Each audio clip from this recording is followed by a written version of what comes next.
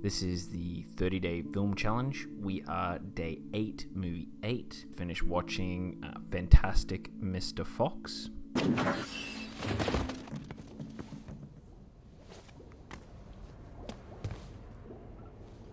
Look at all this apple juice. Apple juice? Apple juice? We didn't come here for apple juice. This is some of the strongest, finest alcoholic cider money can buy. Or they could even be stolen. It burns in your throat, boils in your stomach, tastes almost exactly like pure melted gold.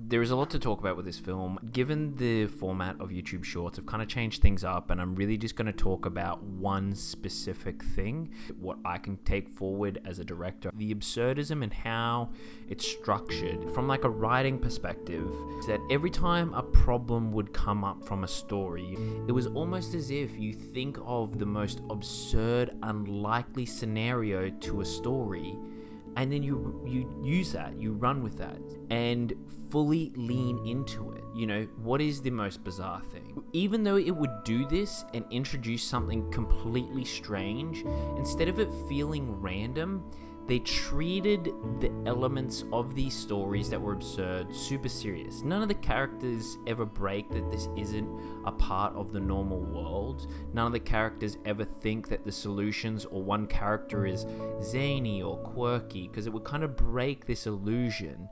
Every character and every asset of the writing has to lean into this absurdism. This is the world now. And from a dialogue standpoint, there was no subtext to the dialogue.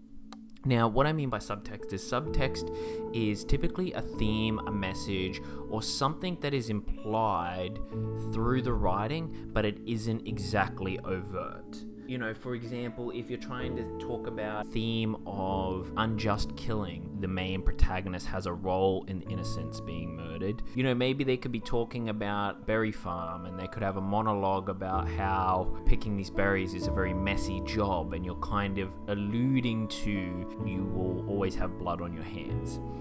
With this style of film, you remove all of that. In a environment or a vessel like this, we're able to remove the subtext and kind of talk about it overtly, where he talks about, I don't want to live in a hole anymore. It's the subtext straight away of the messages and the themes that we're trying to send in the film, told overtly to you.